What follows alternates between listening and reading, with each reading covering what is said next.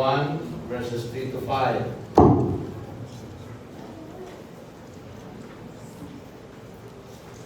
Usa sa mga sinulat ni Apostle Paul ngadto sa usa sa mga iglesia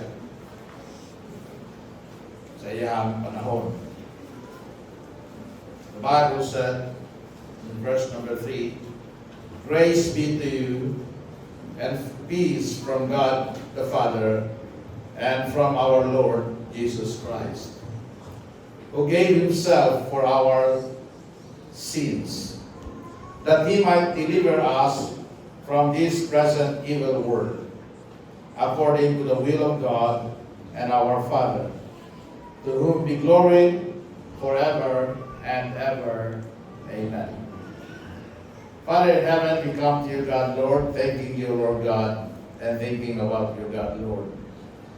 Ako nag-aampumahan, Ginoo, na magpanalangin ka sa mong pulong, maghatag ka, Ginoo, sa mensahe niini, maghimo niini, Ginoo, Lord, ng tinaw alang sa salaputan, magagamit ka sa malagad, ikaw, Ginoo, Lord, na himaya, magpanalangin ka sa mga katauhan.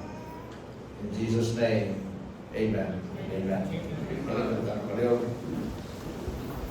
Daghan tang kinalisdanan nagyatubang ining panahon. We face many difficulties today. Amen. Di na ka kinahanglan musulti ko nimo na ang panahon nga ato ang gipuy-an karon is characterized as desperate times. People are struggling today more than any other time most of us can remember. We face great economic and social challenges, not to mention the enormous spiritual decline that we are experiencing sa atong panahon. And as we consider the problems of our day, ato makita na daghan ang nangitag solusyon sa atong mga problema. The majority simply want someone to do something to alleviate their suffering. Kung atong pangutanon ang mga tao karon, daghan o nagkalain-lain ang ilang mamahimong tubag.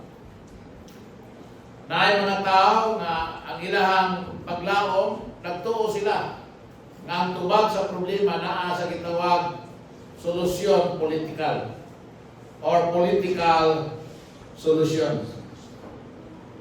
Muna nga nangita tao mga leader, nangita tao mga tao nga nagtuo ta nga kung mabutang na to sila sa pwesto, mao'y makatabang unya o tubag sa ato ang mga suliran sa kinabuhi. Ang ubansan, ang ilang una-una at tubag o solusyon sa problema karon sa labi. Kwarta. Kung daghan lang tag kwarta, solve ang tanang problema. Ang uban po, sa mga reliyon, nagtuo sila nga ang tubag po is kanang pagpaduol sa Ginoo. Muna nga ngita silang reliyon nga nagtuo sila nga mao'y tinuod duol sa Ginoo, kay gusto po nila na maduol sila sa Ginoo. Many have an opinion as to who is responsible and whom they feel might be able to make a difference. But the problem is in their focus. The majority are looking to man for a solution. But the Bible said in Psalm 118, verse number 8, "It is better to trust in the Lord than to put confidence in man." Amen. Ang solusyon, wala sa tao. Amen. Ang solusyon, naa sa Ginoo. Amen.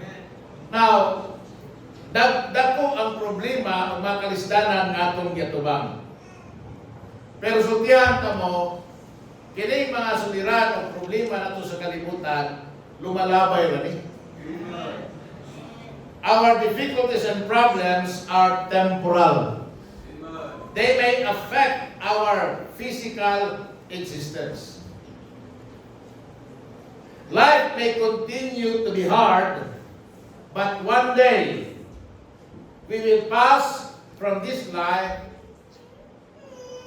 and all the troubles it brings. The greatest need humanity faces today is not an economic or social crisis. Pero sa pagkatinuod, it is a spiritual one. Amen. Ang pinakadako natong problema, dili ka ng physical natong problema. Ang nagkinahanglan yung solusyon is ang atuang problema spiritual. The majority may continue to look to men for solutions, but sadly, what you will find, mga igsoon, are more disappointment and grief.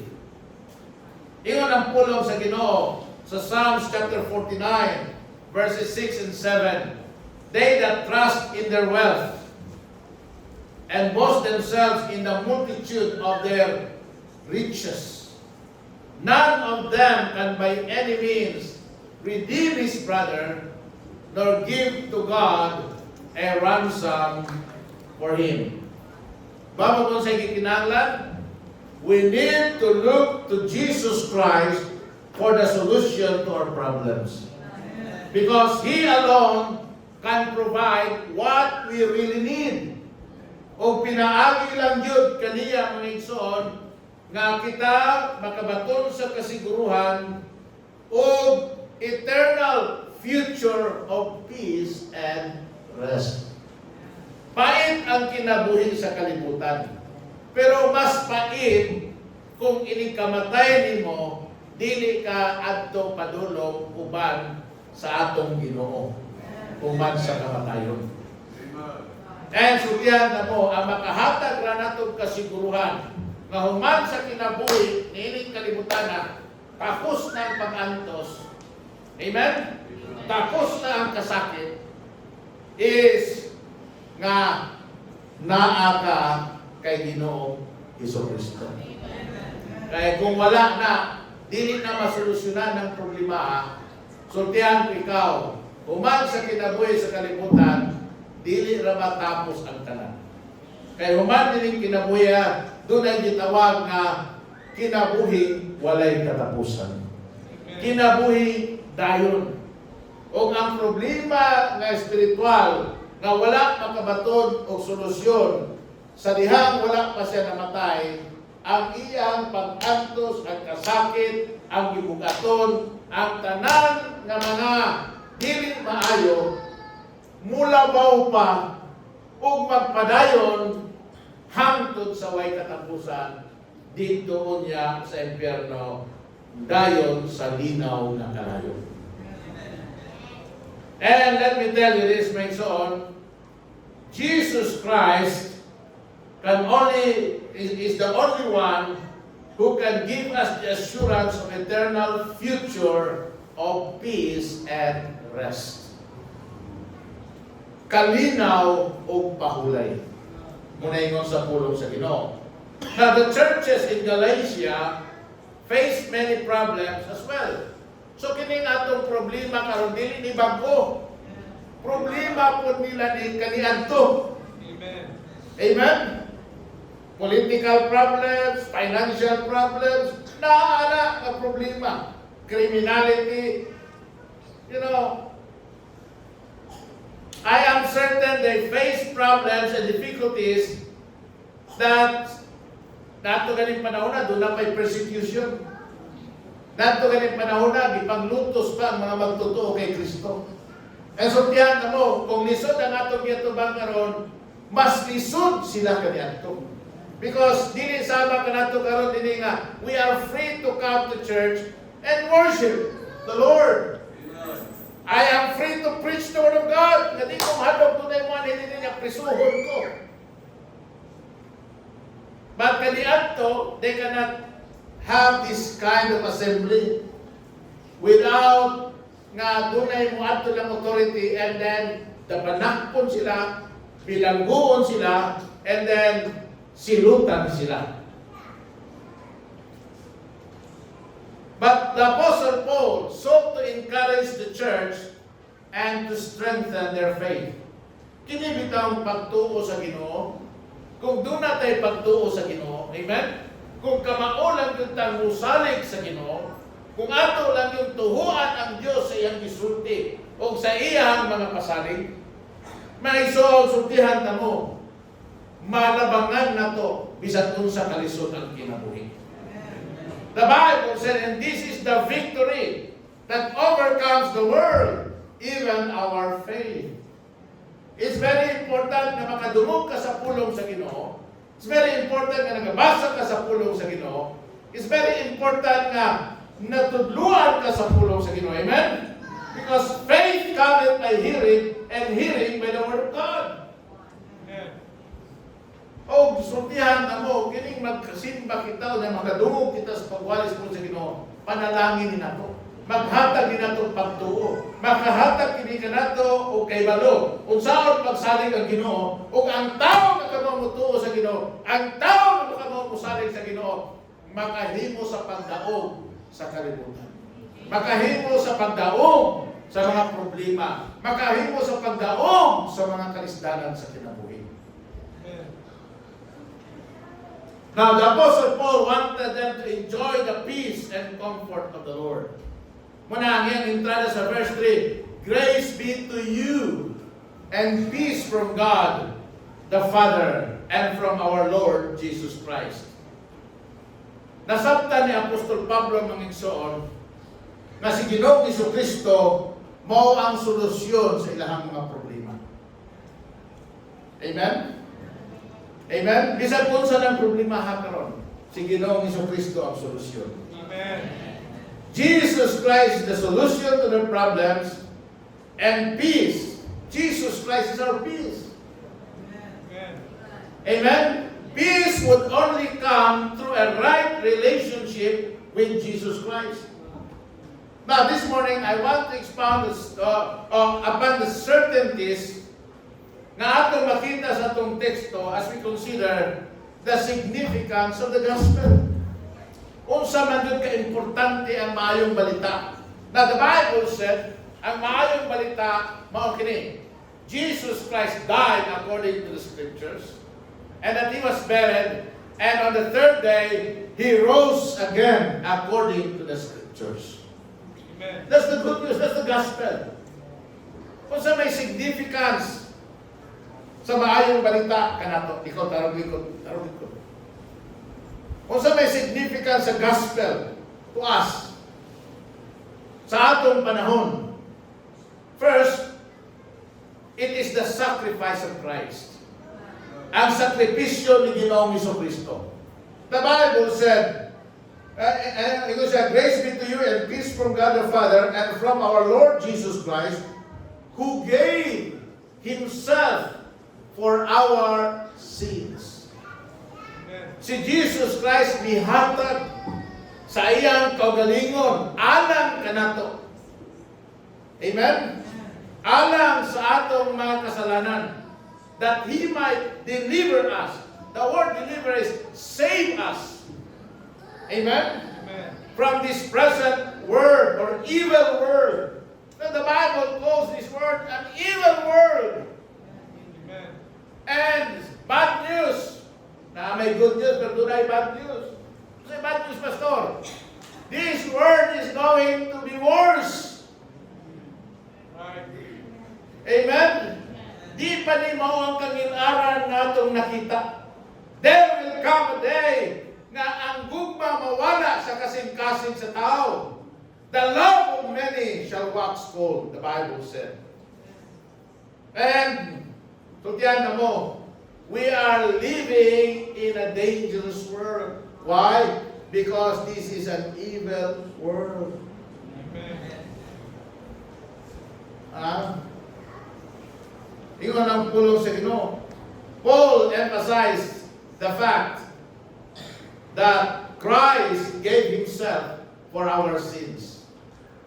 Ang mga kaiglesia sa Galacia mingon, kinahanglan nga ilang mailan o ilang mahangop ang sakripisyo ng gihimo ni Ginoong Kristo para sa kasalanan sa mga katawhan. Kinahanglan imong masabtan o imong mahangop sa imong kinabuhi ang sakripisyo ng Ginoong Kristo alang sa imong mga kasalanan. Daghan naman na. Amen?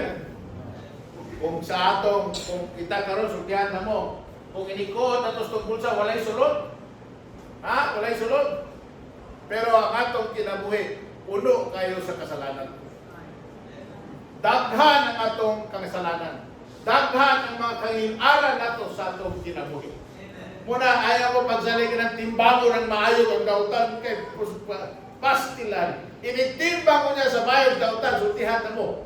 Pildi yun ang maayo. Amen. Kay jutay, rakining maayo na itong nabuhat. Di na ba mumuangkon? Di mo na ba ang Bible, ang di mo ako kasi nakasala, baka akon. Kanala dili pag-angkon, sala naman na. Amen. Amen? Ang pulong sa inyo nagingon, gihalad ni Ginoong Jesucristo ang iyang kalbalingon, isip sakripisyo para kanatong mga makasasala. Kaniadto, ang paagi nga mapasaylo ang sala sa mga Hudyo, sa mga tao, is magpatay sila o karniro. Maghalad sila o karniro. Kunya, ang dugo sa karniro, ang karniro, ilang ibutan sa altar, ilang sunod, kunya ang dugo, dahil nila nato sa mercy seat of the Lord, and then ipupo na to cover their sins. Pero ito ng Bible, para rin ng tuiga. It cannot cover their sins forever. Amen. Amen? Nga naman, ito ng Biblia, for it is not possible. Hebrews chapter 10 verse 4. It is not possible that the blood of bulls and of goats should take away sins. Ibawag nga nang namatay si Jesus Christ, kung unsa ka-importante ang pag-aga siyang dugo, gikan siyang lawas, tungod kay ang dugo ni Jesus Christ, mga did not only cover our sins, but the Bible said, His blood cleanses us from all unrighteousness. Amen. Ang dugo ni Ginoong Jesucristo, naglimpyo, naghugas, wash. May iso, hindi lang kay gitahuran, gihugasan yun. Amen. Amen? Kakuha ka ng katre na to. Kung doon na mo yung mga anak, nadaan na nato ang katre. Daghang kay ng lama. Pero imo ng kabira diya ang quilt, kabira ni mo na diya ang bedsheet. Ganito ang color limpyo. Di nyo nga kay malo nga naay bulin sa ilalong. Amen. Ingora ni Ana ang mabuhat sa dugo sa mananap. Pero inikuha ni mo atong cover, di man to magpabilihan sa santo. Pero kay mabuling man po itong cover. Amen. Pagkuha ni mo ato, ang lama na alang gihapon dito.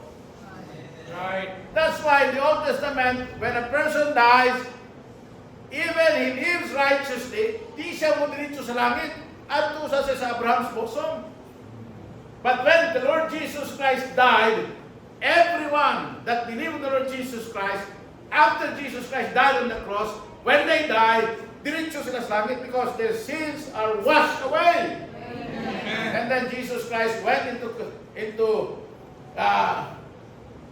the grave and then preached captives, telling them na ilahang the reason why they are not in hell is because of the blood of the goats and the bulls that it represents.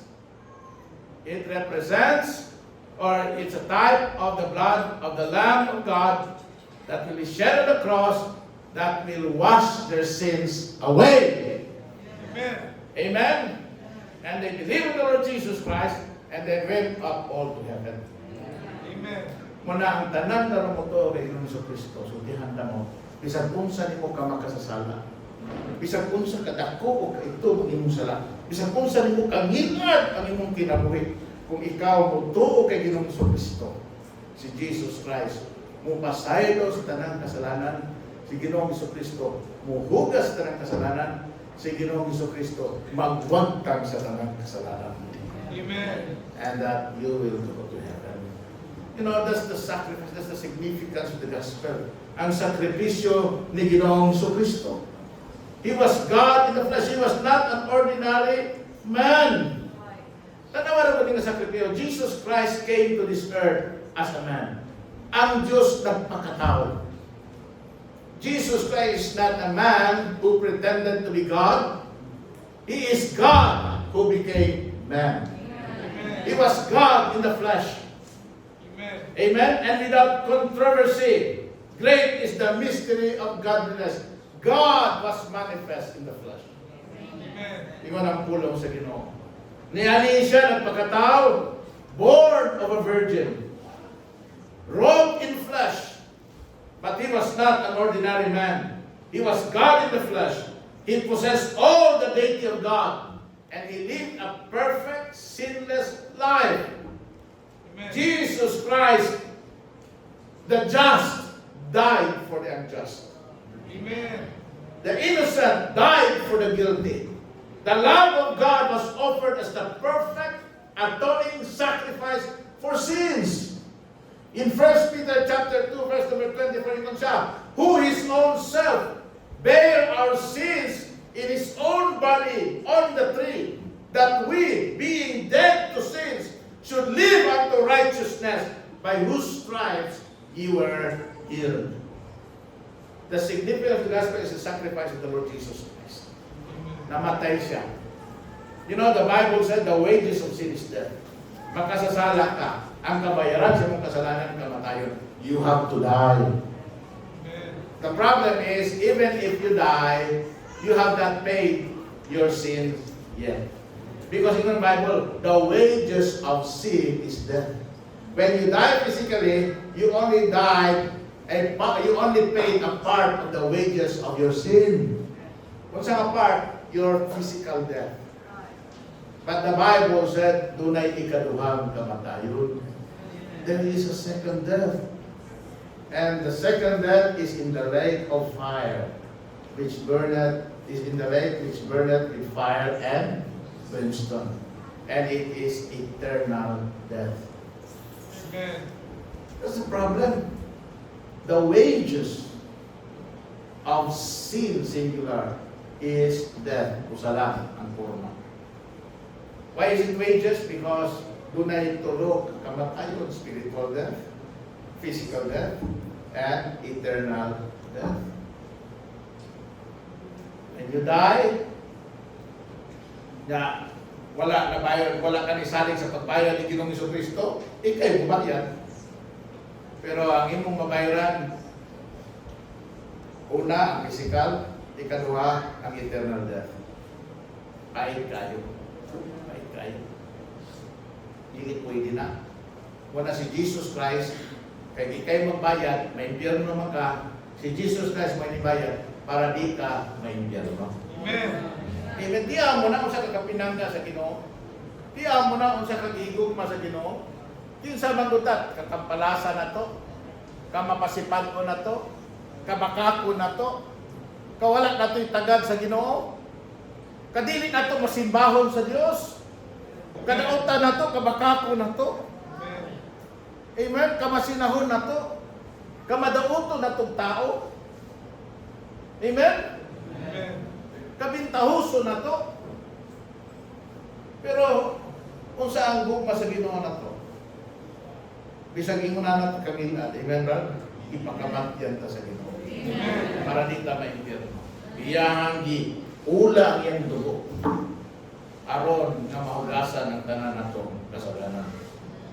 Then, number 2, the significance of the sacrifice of Christ. Number 2, the substitution of Christ. He gave himself for our sins. Bamulon sa Jesus Christ, dili siya angay mamatay sa krus Kalbaryo. Amen. Matod pa, He does not have to do that. Right. Nga naman, una, dili kung siya nakasala. Amen. Amen? Ikadua, wala yun siya kasalanan. Amen. Ikatulo, wala siya angay pagabayran. Amen. Diba mo kung sa naluoy ang Ginoo ni Muna. Amen. Amen? Nahigugma siya kanimugan ako. So ang iyang gihimo, ikaw anong tamoy mamatay, pero gipulihan ka ni Jesus Christ. Amen. So, ingon siya, ako na lang. Amen? Ako na lang. Ako na lang. You know, doon ay istorya. Doon ay kriminal ba? Giyatulan siya na mamatay. Kaya ang hatol siya ang kamatayon is kanang scourging ba? Latuson siya, latiguhon siya. So on the day na he was to be whipped, ang iyang amahan was there. Sa diha nga niya ang berdugo niya, natuso na siya, ang iyang mga nidagan, kunyang gigakos niya ng anak. Kunya, siya mo'y naigo sa latik. Hindi na niya, hawa niya! Hindi siya mahawa. Tabi niya! Hindi siya mutabi. Ikaw ay maigo! Huwag niya isa pa yan. Usa ka bunal, duha ka bunal, tulo ka bunal, upat ka bunal, lima ka bunal, latos, latos, latos. Hangtod ang iyang mga panin na nasamad. Hangtod nga makita ng unod siyang buko-buko. Hangtod nga mibanaw na ang iyang dugo. May son. Hangtod nga nakapsyan siya sa iyang kinabuhi. But you know what? Ang iyang anak na may kriminal, buhi. O nahimo gawas mo. Ingon niya ang gibuhat ni Jesus Christ. Amen. Amen? Kita unta ang mamatay. Pero He took our place. Gidawat niya tanang pagdagma sa itong kasalanan. Namatay siya apan kita nabuhi. Amen? He took our place. He gave Himself for our sins that He might deliver us. Christ died for our sins. He was guilty of no sin of His own. He was not crucified because He had blasphemed God, as the Jews testified. His life was lived in perfect fellowship with God. He lived a life we never could. And God demanded a perfect sacrifice, and Jesus was righteous. He became that sacrifice. Amen? Instead of, in place of, as our substitute, in behalf of our sins. Monay significance ng word, for our sins. For our sins. Sin caused separation and condemnation before God. Without atonement, there will be no hope of reconciliation.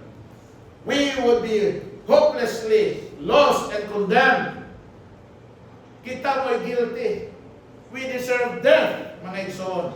But Christ gave Himself in our place, on our behalf. He offered Himself for our sin. Consider this. Ang Ginoo, protehan ka mo, is holy. He is Christ holy. Nagtuo ka nga, wala masilag ang Diyos sa sala. Nagtuo ka nga, ang atong pagpamakak, wala na kasilagi sa Diyos. Nasilag ang Diyos, anak. Ang atong kabastos, ang atong katampalasan, ang atong pagkamangdauton, ang tanan na kangilaran na atong gibuhat, nasilag ang Diyos niya, anak. Amen. Amen? Gikasilagan sa Diyos ang makasasala. Pero what the Bible said, tanawa sa Isaiah 53 verse 10. God's wrath was poured out in judgment of sin. And Christ bore that wrath in His own body. Mo bitaw nang giliti out. Today po, you know, kung magtanaw ka sa estatwa na ni Kristo bitaw sa krus, nagbitay, tanaw ni mo, hamis iyang lawas no, hamis. Di ba? Hamis. Murag buhay samad, ang mura makita ang samad sa kay Jesus Christ, kanang nagbitay sa krus, bitaw, kanang krusipiho. Iyang kamot, nga dunay busot, o iyang tiil, nga dunay nilansanan. Right? Ang iyang ulo, nga dunay korona nga tunog, o ang iyang kilid, nga dunay agis bangkaw. But then makita nimo ang iyang lawas is what? Smooth. But you know what? That's not the picture the Bible gives us. Amen. He suffered scourging na igsoon. Babag kung sa ilatigo sa Roma, naanan usag kalatigo, pero daghan siyang kaway. Kunya naa dito yung mga bildo na yung mga lansa na ihait ng mga buta. Na inigbunal ana sa bildugo. Pa! Usa ka bunal pero daghang latay. Mutaok ang katong mga lansa. Mutaok ang mga bildo. Kunya inigbitan og balik sa bildugo. Manaksi ang iyang ani. Nice on. And the Bible said, kung imo kunong tan-awon si Jesus Christ na nagbitay sa krus, di ka makaila. Tao pa ba na? Amen? Amen. Dili ni mo may bawan. Tao pa ba na ang nagda sa krus? Ingon ang pulong sa Ginoo. Yet it pleased the Lord to bruise him. He had put him to grief. When thou shalt make his soul an offering for sin, he shall see his seed. He shall prolong his days, and the pleasure of the Lord shall prosper in his hand. The Bible said in 2 Corinthians 5:21, For he had made him to be sin for us, who knew no sin, that we might be made the righteousness of God in him. Amen. Kaya muna din lang, sutihan na mo, sugad sa pagsikaw kay Jesus Christ, hangtod sa pagtaral ni dito at tubangan ni Pilato, grabe ang bulong na nadawat sa itong Ginoo. Gilaparo siya, gilutan siya, ginapog siya, tapos gilaksik pag yun ang iyang bungot niya, kunya gilatigos siya, gikoronahan siya og tunog, gihubuan siya, gipapasan siya og krus. Kaya mo na, ang imong buko-buko, ang imong lawas na kunis-kunis sa mga samad, tapos gipapasan ka og krus na grabe ka buka. Niya ang tanang tao na naglinya sa dalan, kaya-kaya niya, gabi-biay niya, mirisi ka! Mirisi ka! Mirisi ka! Angay mo na! Not knowing that Jesus Christ was doing all the things, going through all these things for them, for you, and for me. Ikaw ang kasindihan tayo na. Ikaw ang kasig pasipala. Ikaw ang kasig pugal-pugal.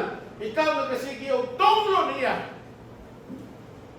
Para na ito sa imo ang tanan. Amen.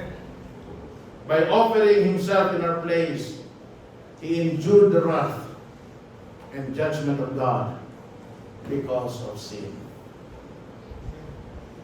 Nasilag ang Diyos. Mabitaw na kung hindi mapasaylo ang iyong mga kasalanan. Pagabayran yun mo na.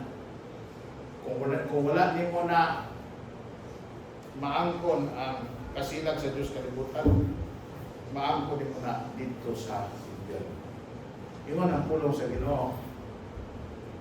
He that believeth in him is not condemned, but he that believeth not is condemned already.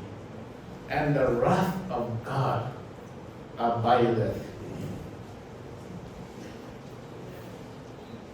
What's the significance of the gospel?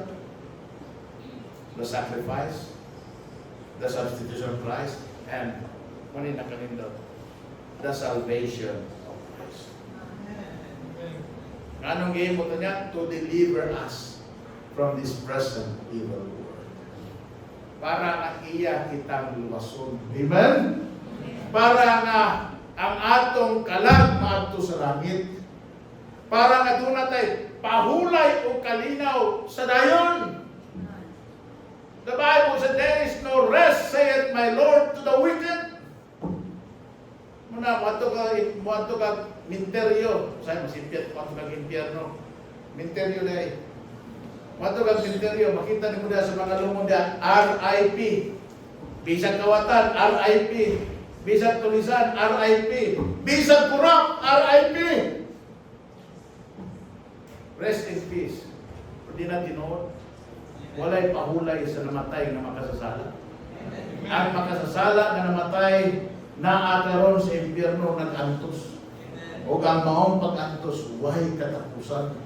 Ang maong pag-antos, hangtod sa kanturan. Ingon pa ang Bible, dito niya sa lake of fire, diin ang kalag sa makasala, at dito pagkasunugod. Ingon ang Biblia, ang asos ng pag-antos, mo kaya hangtod sa way katapusan. Way katapusan. Way katapusan. Amen? We were condemned before God because of sin. What tayo paglaong within ourselves of reconciliation. But the Bible said, we were guilty without hope. We are all as an unclean thing. All our righteousnesses are as filthy rags. Desperate ta sa panginahanglan ng manluluwas. Kunya ang Ginoo, naluoy ka nato. He came to provide redemption and salvation for fallen man. He came to deliver us from this present evil world and sinful state. He came to do for us what we could never do for ourselves. Di man nato kayang upas ang krus. Di man nato kayang mudawat og latigo, right? Di man nato kaya nga magkuruna og tunog. Di nato kaya nga hubo kita tanan. Ya dito sa krus kabitay. Grabe ang kaulo. May suot. But ingon ang Bible, gihimo to ni Jesus Christ to deliver us. Bago ko sa meaning ang deliver, to pluck us out. Amen. Amen? Iya kitang gikuha. To rescue, iya kitang gitabang. To select, iya kitang gipili. Iya kitang giangkon nga iya. Humanity needed a sacrifice worthy to appease the righteous demands of God. And the Lord Jesus Christ chose to become that sacrifice, rescuing us from the condemnation and judgment of sin. Naiawit bitaw, he grew the tree that he knew would be made into a cross. Kunya dito siya inansang. He grew the hill that he knew would be called Calvary. Kunya dito siya mamatay. Bukas sabot na isuon. You know what?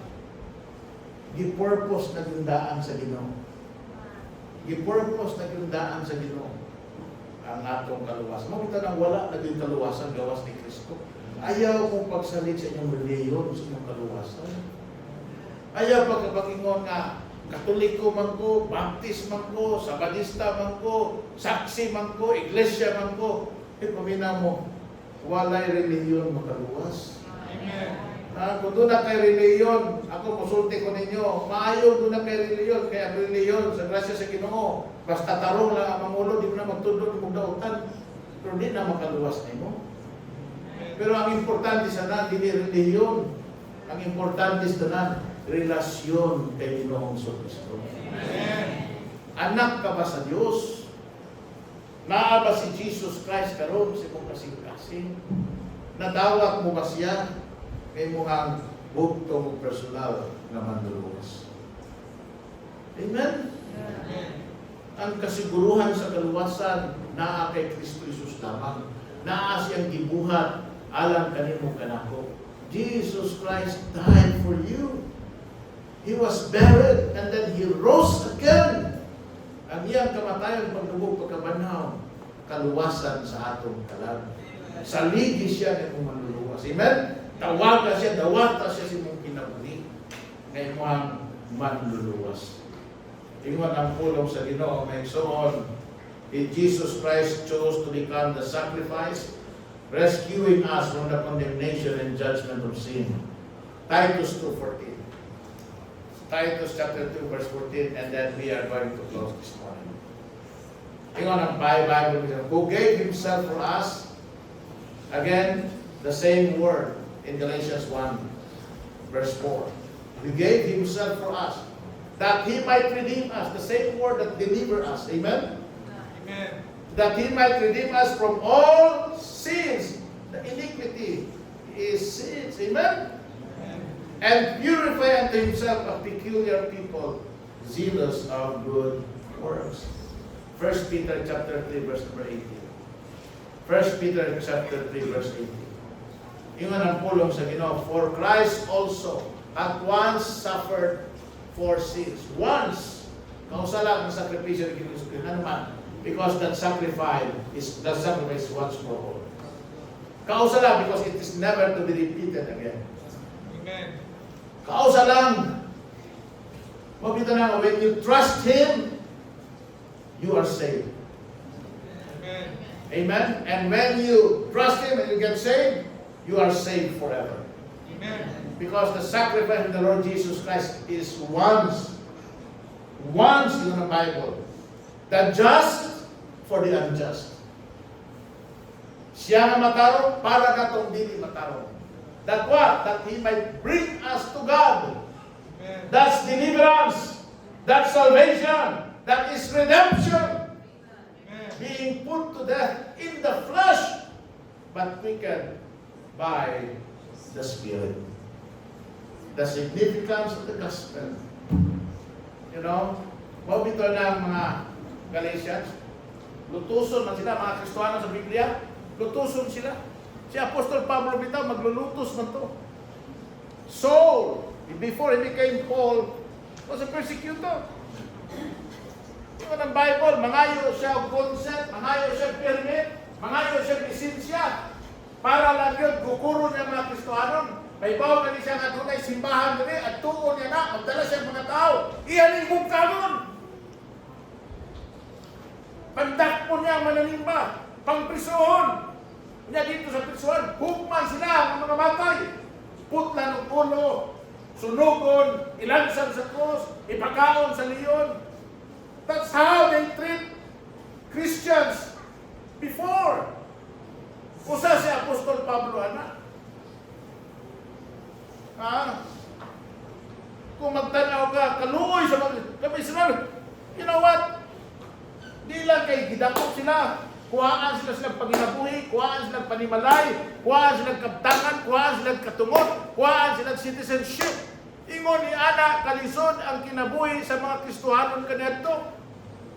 Mga manggali na ang mga Kristohanon, pamina mo. Kung naa kay pag-antos karon, sutihan ko ikaw. Ingon ang Biblia, kanatong pag-antos, light afflictions lang na. Wala pa talidugo sa atong mga pag-antos. Right.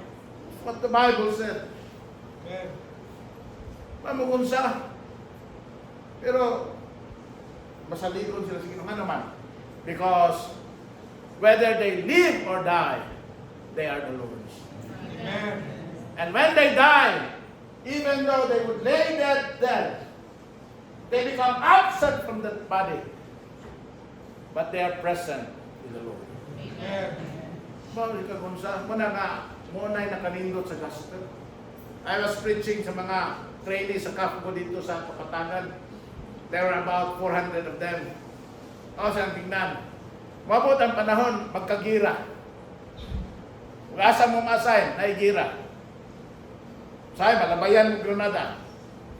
Bungkag inyong lawas. Usay, maligsan mo tangke. Lata inyong lawas. Usahay, sa enkwentro, mapusilan mo, mga matay mo dito, pero di mo makuha na yun kay daghan ang kontra. Kanya sa gayon na makuha na mo, na lata na yung lawas dito. Pesultihan tamo ani. Kung naa kay Kristo sa imong kasing-kasing, unsa may mahitabo sa imong lawas, bisan asa mahitabo, bisan kanus ang mahitabo, or bisan unsa pang hitabuan, you don't have to worry. Nga naman, because your soul is secured in Christ. Maunsa man imong lawas, pero ang imong kalag, luwas. Uban ni sa Ginoo. Why? Because Jesus Christ died for you. Amen. Jesus Christ paid for your sins. Jesus Christ made the sacrifice to save you. Amen. Kung mudawat lang ka ni Kristo, kung usalig ka lang ni Kristo, kung mingon ka lang ni Ginoong Kristo, Ginoong Jesus, luwasa nga akong kalag, luwasod ka ni Kristo. Amen. Karon dayon madawat nimong kinabuhi-buhi katapusan. Karon sukat karon hangtod na unya kanusa. Do na kay kasiguruhan ng imong kalag at Dios sa langit. Because of the Lord Jesus Christ. Because of the sacrifice of Christ. Amen? Because of His substitutionary death. Because of the salvation He provided for you through the gospel. Inong na. Inong na. Amen? Kanino na lang makasiguro ka? Ang kasiguruhan na kay Kristo. Muna, bisag kung sa imong reliyon, kinahanglan kang mudawat ni Kristo. Bisag kung sa imong reliyon, kinahanglan kang mutawag kay Kristo. Amen. Bisag kung sa imong reliyon, maluwas ka kung ikaw musalig ni Ginoong Kristo. Amen. Muna, bisag kung sa imong reliyon, kawaga si Ginoong Kristo. Amen. Tingnan siya Ginoong Jesus. Nagtuo ko kanimo na ako maluwas. Musalig ko kanimo sa kaluwasan sa kalag. Ginoong Jesus, luwasa ako. And Jesus Christ will save you. And the moment you do that, luwas ka sa Ginoo. The moment you do that, you are saved. And you are saved, brother. You are secured. Ye shall never perish, but have everlasting life. John chapter 3, verse 16. John chapter 3, verse 16. Read, let us read it slowly, word for word. And I hope, siguro, kadaghanan mo nakasugat ang mga versikulo. Pero, basaha. And then realize the truth of that. And then make that real. Yun ang Bible, for God so loved the world. The word there is not kining sistema sa kalibutan. Dili ka ng mga bukid, mga kahoy, but the word there is ikaw, ako, kitang tao. So you can place your name in that word. For God so loved Jen. For God so loved Ken. For God so loved Jonathan. For God so loved that He gave His only begotten Son. Iaw mo na, Jesus Christ for you. Amen. Musugot ka ba? Nga ang usa, ikaw, musugot ka ba? Nga ang imong usa kalibo, pulihan o atbangan lang o piso. Hindi ka musugot na. Pero naman tanaw ako, He gave His only begotten Son for you. Amen. Jesus Christ for you. Amen. That whosoever believeth in Him, whosoever, bisag kinsa. Bisag kinsa. The gospel is not the Baptist gospel. The gospel is the gospel of the Lord Jesus Christ. Amen. Yun ang Bible, that whosoever believeth in Him. Wala mo yun ang Bible, kinsay mo sakripisyo para niya. Wala mo yun ang Bible, kinsay mo gasto para niya. Wala mo yun ang Bible, kinsay mo alagad para niya. Wala mo yun ang Bible, kinsay maglulod, magpalatiko, magpalansang para niya. The Bible simply said, whosoever believeth. All you need to do is believe. Amen. Believe in the Lord Jesus Christ. Believe in what He did for you. Should not perish. Kana ang totoo, dili malaglag. Dili kinalat. Dili malaglag. Dili maimpyerno. But what? Have everlasting life. For the wages of sin is death. But the gift of God is eternal life through Jesus Christ our Lord. Amen. This morning, if you want to be saved, you need to be saved. Salvation is available. Salvation is attainable. Salvation is here for you to accept. Just accept it. believing on the Lord Jesus Christ. You just simply say, pray, Ginoo, ako makasasala. Di na ko maluwas ang akong kapalingon. Walay makaluwas na ako. Gawas lang yun sa imong gihimo dito sa krus Kalbaryo. Ikaw rin yun ang manluluwas. Ginoong Isus, nagtuwa ako kanimo na akong manluluwas. Ginoong Isus, luwasa ang akong alam. Call upon Him. For whosoever shall call upon the name of the Lord shall be saved. Dako ang mga ulod yan ng mga tao. Siya sa kong giningkuran. You may want to ask the Lord to save you. You can pray this prayer. It's yours. I just want to lead you. But do it as it is yours. Do it from the bottom of your heart. Do it with faith.